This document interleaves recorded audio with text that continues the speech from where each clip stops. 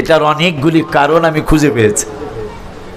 কারণ 7 পয়েন্ট কত ভূমিকম্পন আমার বাংলাদেশেও 13 সালে 2013 সালে 7 পয়েন্ট কত ভূমিকম্পন হলো।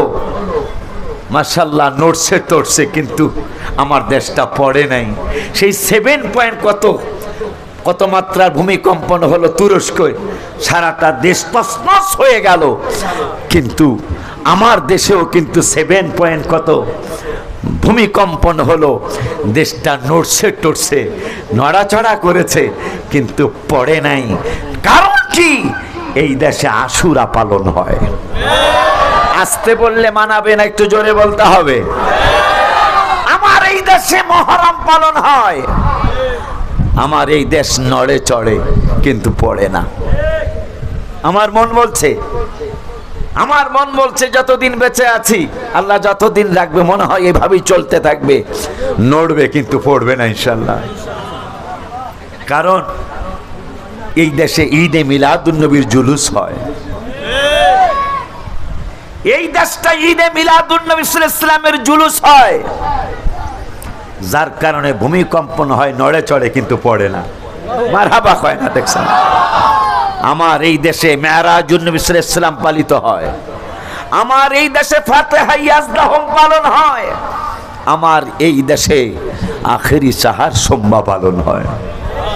আমার এই দেশটায় লাইলাতুল বরাত পালন হয়। আর এই দেশটাকে বিশ্বের জমিনে কয় মসজিদের দেশ। আমার এই দেশটাকে মসজিদের দেশ বলা হয়। আমার ক্যাপিটাল সিটিকে মস্কের শহর বলা হয়।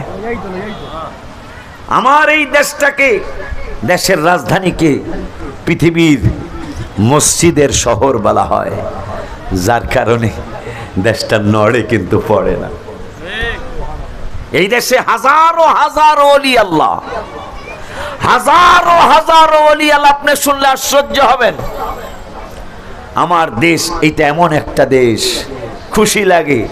কারণ রাসূল সাল্লাল্লাহু আলাইহি ওয়াসাল্লাম নূরানী জবান মোবারকে বলেছেন যে এই সাহাবীরা, আমার এই পশ্চিম দেশ থেকে, আমি পূর্ব দিকের কিছু দেশ থেকে মহব্বতের প্রেমের ঘেরান পাচ্ছি। আমার মনে হয় সেই প্রেমের দেশ আমার বাংলাদেশ। আপনি আশ্চর্য হবেন। মক্কা মদিনা শরীফ যারা গিয়েছেন দেখেছেন, যারা যাবেন তারা দেখবেন। আর যদি আদবের প্রতিযোগিতা হয় 232টা বা 234টা দেশ, যে কোন দেশের মুসলমান সবচেয়ে বেশি আদববান, আমরা বাংলাদেশ ফার্স্ট প্রাইজ পাবো ইনশাআল্লাহ। আমি 6টা দেশ ভ্রমণ করেছি আমার এই ছোট্ট বয়সে। আমি 6টা দেশ ভ্রমণ করেছি ওয়াজে মাহফিলের উসিলায়। হাবিবের কদম মোবারকে একটু সময় দিলে কত দয়া আল্লাহ করেন, এটা অনেকেই বুঝেন না, অনেকেই বুঝে না। হাবিব সাল্লাল্লাহু আলাইহি ওয়াসাল্লামের কদম মোবারক অন্যতম কদম মোবারক, যেখানে সময় দিলে কেউ মাহরুম হবে না, কিছু না কিছু সে পেয়েই যাবে।